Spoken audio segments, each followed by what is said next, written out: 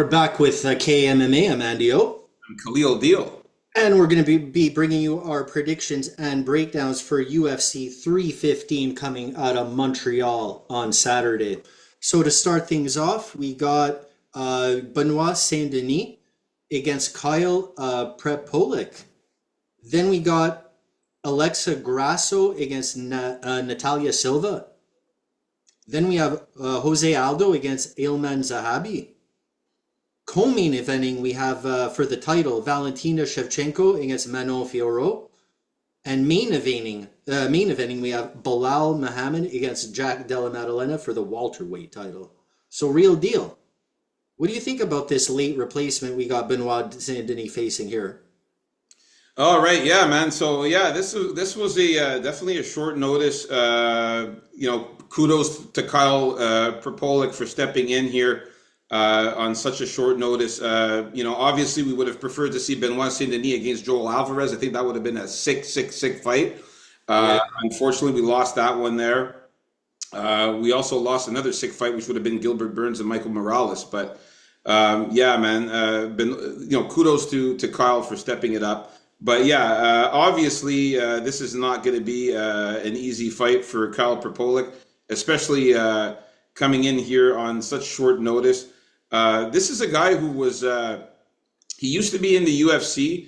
A long time ago, he fought in the UFC, and then he got kind of kicked out, and then now he's kind of coming back. I remember he was in the UFC, fought in 2019 against Nordine Taleb, where he lost by decision there, and then he lost to Austin Hubbard by decision. Then we didn't see him anymore in the UFC, and then now he's making another comeback here in the UFC against Benoit Saint-Denis, which is absolutely crazy, man. I can't believe they're sanctioning this fight here. I mean, Propolic is he's a well-rounded fighter. He has had some stoppage wins by knockout and submissions, but his biggest problem is his tendency to be too conservative. He relies on his opponent to strike first so he can counter. So he can get that kill shot. Yeah, he relies on his opponent to shoot so he can reverse. So that's the reason why he's gone the distance so many times in his fights. He hits hard. He's got a sneaky good lead head kick, but he lacks aggressiveness and hardly ever presses and ever moves forward. His latest fight against Pfister was the best he's looked in his career. He showed excellent takedown defense, counter wrestling, and he had some decent volume there. Overall, Propolic, he's a good prospect, but he's just too passive, and this is not what you want against a guy like Benoit Saint-Denis, who comes out there aggressive and attacks you and looks to take your head off right off the bat. I don't know if he's such a good prospect though anymore, Kyle Propolic. Yeah, well, I mean, making his comeback here in the UFC, I think, now he's 35 years old, so he's much older than Benoit Saint-Denis, who's 29. Benoit Saint-Denis is going to have a 3-inch reach advantage, an inch taller as well. He's coming off a 2-fight losing streak, but against the best of the best, Renato Moicano. And that was due to an eye injury, man. That fight could have gone further, but I remember he fucked up his eye in that, and the doctor stopped it because he got that cut under the eye, I think it was, and but he still wanted to fight. And then, of course, he got knocked out by Dustin Poirier. So I mean, he's fighting the best of the best guys, Saint-Denis, and losing to the best of the best. Prior to that, he was knocking everybody out: Matt Frivola, Thiago Moises, even Ismail Bonfim, he subbed him. So, Benoit Saint-Denis is amazing at finishing his opponents, man. The guy is a straight-up killer. If you look, he's never won any fights by decision. All of his wins have been by finish, 4 knockouts and 9 subs. So, yeah, man, I got to go Benoit Saint-Denis KO submission. Kudos to Kyle for stepping it up, but with his passiveness and the way he fights, it's not good. He's gonna... Yeah, especially against like an aggressive guy for the most part, like Saint-Denis. It's kind of like a bad mix here, I think. Let's not forget, though, Saint-Denis needs this win also. He doesn't want a 3-fight losing streak, and he's been working to beat what's his name there? who I thought he was going to beat. Actually, I was picking Saint Denis to beat Joel Alvarez? Joel Alvarez. Yeah, as the dog, and just because Propenik is coming in on short notice, I don't think that's going to make a difference for Saint Denis wanting to make a statement win here. So I expect him to counter that timidity if he's too conservative with some aggression and either get a submission or knockout win here All right, so for Benoit Saint Denis. But it's just the odds are just crazy. all right, so we're in agreement with Benoit Saint Denis here. Like as you can see, man, you know the guy's a finisher, man. Like 4 knockouts, 9 submissions, man. He's gonna destroy Kyle Propelic in this one here, man. I can't see Kyle winning on such short notice, even though he is well rounded and stuff. You can see he's got 10 knockouts, 4 subs, 4 decisions. But he's been submitted twice and lost 6 decisions there. So I can see Benoit Saint Denis getting a sub there in this one. So it's definitely not going the distance, this fight. All right, so we're in agreement with the first fight of the main card. Let's get to the next fight here. Natalia Silva against Alexa Grasso. Now, this one here, yeah, it's your turn, sorry. Yeah, so we got the ladies here with Grasso against Silva. I gotta tell something about Grasso with me. I never thought she was that outstanding. Coming into this fight, of course, she's gonna have that craftiness, that veteran savvy, and but I find her kind of slowish. I find her kind of plodding, and it works for her style. I think she really thinks about her fights and tries to spot weaknesses in her opponent's game and looks for a stop to implement that in her fights. The way she got that sub on Valentina Shevchenko is an example of that kind of like craftiness. But man, Natalia Silva, I think speed's going to unalive in this one. It's hard to plan for someone that just has so much movement and is really. It's hard to plan for someone that sometimes Natalia Silva doesn't seem like she really knows what she's doing herself, and half the time it looks good too. She has a nice volume.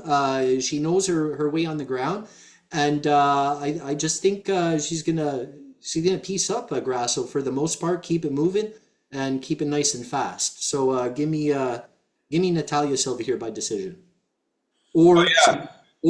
or submission.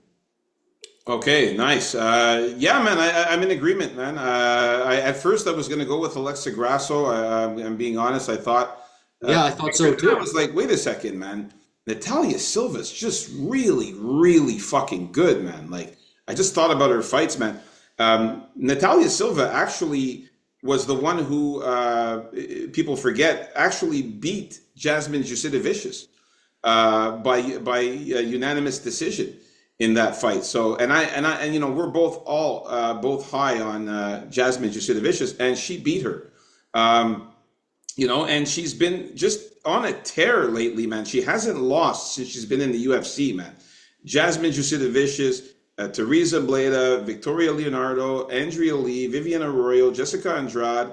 I mean, she's just pummeling everybody and getting through the UFC and beating everyone in her way. And I really think that her fighting style is amazing. She's got really good kicks. She's very fast, very good punches, throws combinations really well, and she's very good on the ground. She can get takedowns.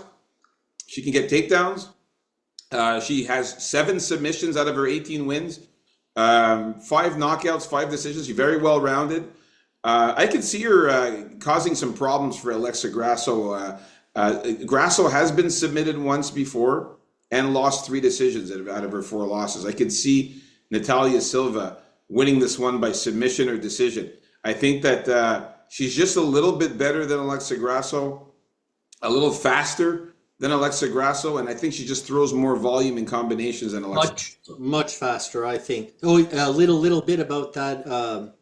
Little bit about that volume is we got 5.19 per minute for strikes for Silva, 4.19 for Grasso, but absorbed per minute we only have 2.35 for Silva and 3.69 for Grasso. There you go. She gets hit a lot less too because of her mobility. That's it. She's very quick, moves a lot around the cage. Yeah, I'm going to go with Natalia Silva. I think it's her time. You know, Grasso's an ex-champion. Yeah, she had her time in the sun. You know what I mean? So she's been there and she's done that. And again, you know, fighting 3 times against Valentina Shevchenko there. Now Shevchenko finally getting the belt back. I could see Natalia Silva being the next to face Valentina Shevchenko in the future for the belt. So I'm going to go with Natalia Silva to win this Uh, by I submission. don't, I don't exactly, but maybe I'm giving something away here. All right, so we're in agreement with this one here, and we agreed on all of the fights in the prelims. If you guys check that out, yeah, so let's see if we can, you know, still agree with all the fights in the main card, but I don't think so because NDO gave away something there. All right, let's move on to the next fight. We got Jose Aldo against Ayman Zahabi.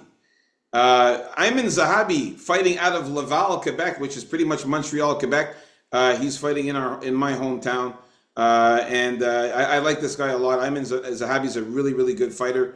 You know, he's very well rounded as well. But he's very slow, I find, and methodical. Takes a while for him to get going. It's just that he's fighting a legend, man, in Jose Aldo, who's not yet washed up. And these guys are almost the same age, 37, 38. Yeah, we're forgetting that. Like they're almost the same age. Yeah, so, you know, and I mean, Jose Aldo, man, 32 wins, 9 losses. I mean, he's just like almost tripled the amount of fights that Zahabi's had, professional fights. You know, Jose Aldo's a legend, man, 17 KOs, 14 decisions, man. You know, and Ayman Zahabi, his 2 losses come by knockout or decision. So for me, it's an easy pick of method of victory for Jose Aldo, definitely by knockout or decision. I got to go with Jose Aldo. He's just way more experienced, and he's a veteran, and he's a legend. His boxing skills have improved since he became a boxer. When he wasn't fighting in the UFC, he decided to do some boxing, and his boxing is just unbelievable. The combinations he throws, everything he does out there is amazing. I thought he won that fight against Mario Batista. I thought he got robbed in that fight. I remember watching that fight, man, and I thought that Jose Aldo beat him. And he had more strikes landed overall in that fight. You can go check it out. So I think that he got robbed in that fight. So and then he beat a guy like Jonathan Martinez, who's also very good. You know, only losing to the best of the best, like Mirab Dvalishvili is the only one that managed to beat him, you know, decisively. So I got Jose Aldo, knockout or decision, man. Ayman Zahabi's very good, but this is too much for him. I like Ayman Zahabi. I like his brother. I like the TriStar Gym and the way they coach. Despite his limitations, you know, which is his speed and just, yeah, there's stuff lacking with Ayman Zahabi, but he puts it all together in a great way. I think he's going to have a couple tricks up his sleeves that they've been working on down at TriStar Gym in preparation for Jose Aldo. But I gotta say, if Jose Aldo has anything left in the tank, I think he should easily win this fight. And I love Ayman and Zahabi and all of that, but I can't pick against the legend, the GOAT, Jose Aldo here, especially if he gets some of those old school calf kicks working, maybe a body kick here and there, or just simply strike to the body at times. I think Aldo is crafty enough to figure out that circling kind of style that Ayman Zahabi has, continuously circling, looking for that counter. We all know about it. I'm making myself a little dizzy here thinking about it. It's made my money in the past, but I think the money here is on Jose Aldo here. I can't pick against him here. I wanted to find a way to pick against him here because of the dog value on Zahabi, but I just can't do it. I feel very confident in Jose Aldo here, unless he's fallen off a cliff. But the way it looks like he's still on the roids, or possibly better roids than ever. So I hope that keeps up, at least for this one more fight here. Give me Jose Aldo by decision or knockout. Yeah, man, we got to go with Jose Aldo, man. Unless he slips on a banana peel there or something coming into the cage there, I can't see him losing this fight. All right, let's move on up to the next fight here. We got Valentina Shevchenko, the champion, against Manon Fiorot. This is the co-main event of the evening. Guys, if you haven't already, please hit that like button and subscribe if you're new. So for this one here, I already know where NDO is going because he kind of alluded to it when I said that I think that Natalia Silva will face Valentina for the belt one day. He was saying I don't think so. So I think he's got Manon Fiorot winning here. I got Valentina Shevchenko winning this one. I got to go with the champ, man. I got to go with the champ. Use your illusion, man. I got to go with the champ, man. Listen, I don't understand what is going on here, man. Like, are people forgetting who Valentina Shevchenko is? I'll tell you what's going on in a second. She's only the greatest fighter of all time, women fighters of all time. I mean, she's only a freaking legend. She's only the champion. She's only fought 24 fights compared to the 12, doubled the fights, professional fights over Manon Fiorot. Shop worn. Her only losses come to Amanda Nunes and Alexa Grasso and Kong Wang way back in the day. She's beaten up everyone. Holly Holm, Juliana Pena. And Kong Wang wasn't even in MMA. It was, like I said, a long time ago in XLF there. She lost one time to her. But she's beating Priscilla Kachabeating, Joanna Jurszewski, Jessica I mean, the list goes on. Jennifer Maya, Jessica Andrade, Lauren Murphy, Tyler San. I mean, the list goes on and on of all the fights she's won. Manon Fiorot is good, but look at the stats here. If we look at this for a second, she's got 6 knockouts, 6 decisions. Where's the submissions? I see a big zero. I see a 0 for submissions. I see a 0. What's that? She's got no ground game, Manon Fiorot. Now, she has very good takedown defense, okay? Don't worry, Andy. You'll get your chance to talk and go off about Manon Fiorot here. But let me stress this out. She has no subs. She cannot grapple. She has no ground game. Now, Manon Fiorot, mind you, has exceptional takedown defense, okay? But what if she gets taken down? Then what? Then she's, what I say, fucked. She is fucked. If she gets taken down, she's fucked. So that's the reason why I got to go with Valentina Shevchenko. She has that one up on Manon Fiorot. She's more well-rounded. She's got better grappling and better jiu-jitsu skills and submission skills than Manon Fiorot. And her stand-up game is awesome as well. Like crazy kicks, crazy punches, Tiger Muay Thai style fighting. She's just the best of the best, man. I got to go with Valentina. And still, Mike Tyson beat a lot of good guys also. Manon Fiorot today can beat a lot of those guys that Mike Tyson beat. Because today, if Manon Fiorot fought like Pinklin Thomas, for instance, today, who rest his soul, I'm pretty sure he's not with us anymore. You get my point. This is Mario Fiorot's time. Valentina Shevchenko, yeah, she was the best. She's lucky to have gotten her belt back, fighting against opposition like Alexa Grasso to do it. Valentina Shevchenko, yeah, a lot more fights, but a lot more tough fights against the best competition the UFC could find for her. That means a lot more wear and tear, a lot more taking abuse, and a lot more to train through every time she has to face an opponent for the championship. It's a different thing. She's the most wanted woman out there for most of her career, right? Everyone's training their best for her. I think Fiorot is way more powerful than her. I think she's a lot stronger. I think she's going to stop any takedown that Shevchenko's going to try. Shevchenko's strength is still her striking. Like, that's where it came from, the Muay Thai, the kickboxing. I still think she's going to have to win that way against Fiorot because that's all she's going to be able to do. I think the beast here is going to overpower her. She has more power as well. And I don't think she's going to get tired either. Like, she never appeared tired so far, Fiorot. She seems composed. She knows what she's doing in there. Not that Valentina's not going to be composed. But I think at this point in time, man, I think Fiorot's going to be too much. I know they're only 2 years apart in age, but I think Shevchenko's a lot older in fighting years than Manon Fiorot is. I would say there's probably an 8-year disadvantage here, 8 or 9 year disadvantage in terms of how old they are in MMA years. So yeah, give me Manon Fiorot by decision or knockout. I got Shevchenko winning by knockout or decision. So yeah, I mean, oh yeah, I got something for you guys here, some MMA math here, for a mutual opponent that they both faced.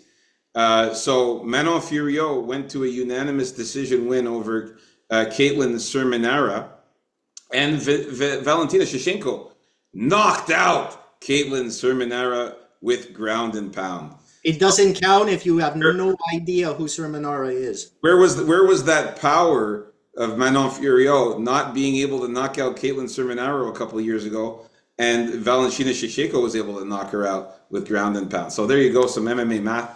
But yeah, me and NDO in disagreement. This is the first fight of the entire card that we disagreed on here. And so yeah, let's move on to the main event of the evening here. We got Bilal Muhammad against Jack Della Maddalena. Okay. Yeah, this is going to be pretty good, this one here. I remember a time not that long ago that the majority of fans didn't think Bilal was all that good, boring, blah, blah, blah. Jack Della, man, I think he's being a little overlooked in this fight. I noticed that the money's been coming in on Della here. I think Della's going to take this fight.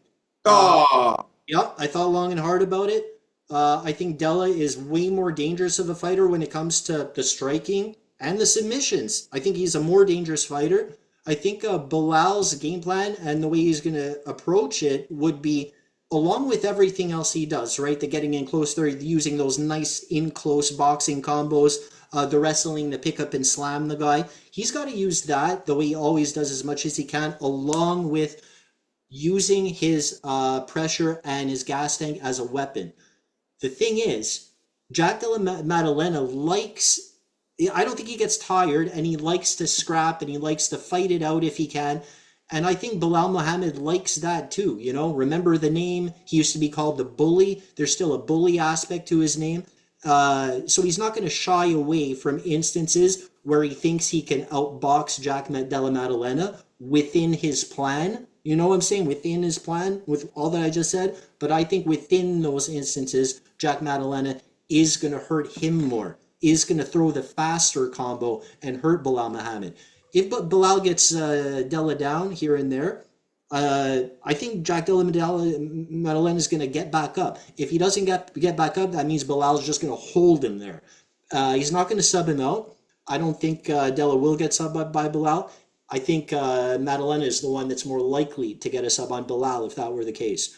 So here I'm going to have to lean towards Jack Della by decision or knockout.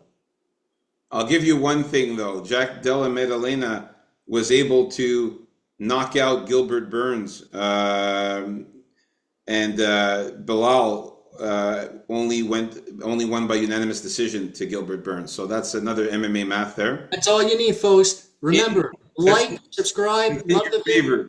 That's in your favor there. Yeah, nice try there. But here's one thing that I got to talk about, man. Remember recently what happened? How could I not remember with a guy like this? Remember the damn. What happened to Leon Edwards? Okay, and Sean Brady. Okay, what Sean Brady did just most recently. Well, guess what? Bilal Muhammad knocked out Sean Brady. It's not all about MMA math, bro. Like, he also beat Leon Edwards by unanimous decision. So listen, Jack Maddalena is a real fighter. Leon Edwards is an athlete. Hey, all this to say, man, Bilal Muhammad has beaten the best of the best. Okay, as of late. Okay, Leon Edwards, like I said, Gilbert Burns, Sean Brady, Wonderboy Thompson, Vicente Luque. I mean, come on, man. You know. Jack, and up until 2 fights ago, everyone thought he sucked, despite all of that. Who is Jack Della Maddalena beating? Danny Roberts, Randy Brown, Basil Hafez, Kevin Holland, who loses to everyone, and then Gilbert Burns. So I'm sorry, but I think that Bilal has fought the better fighters. Personally, I think he's fought the better fighters. And I just like the fact that Bilal has more skills on the ground. His ground game is way better than Jack Della Maddalena. I wouldn't go that far either. His grappling and wrestling is better. I won't say that his submissions are better, but I'm going to say that his grappling and wrestling is better. And I think that he's going to be able to take down Jack Della Maddalena a lot more than people think in this fight. He might make it boring and get on top of him and keep him on the ground for long periods of time and control time. But yes, Jack Della Maddalena does have good striking. He does have knockout power. So he has to be careful, Bilal, for that. I'm going to go with Bilal Muhammad. I think he wins by knockout or decision in this one. It's going to be close, though. This should be a great fight. I can't wait. And me and NDO only disagreeing on the last 2 fights of the card. 10 fights we agreed on, only 2 that we disagreed on. So let's see how this plays out in the betting. I hope everybody enjoys the videos, and please like and subscribe, man. Leave some comments. Let us know how you guys feel. Yeah, like and subscribe. And going for another dog of the week. Don't know who it's going to be, whether it's going to be Jack Della Maddalena or Bruno Silva, but by Friday I'll let you know. But gotta love the price tag on Jack Della here. Yeah, they are 2 very good dogs, those 2 for sure. All right, man. Peace out, everyone. KAMMA.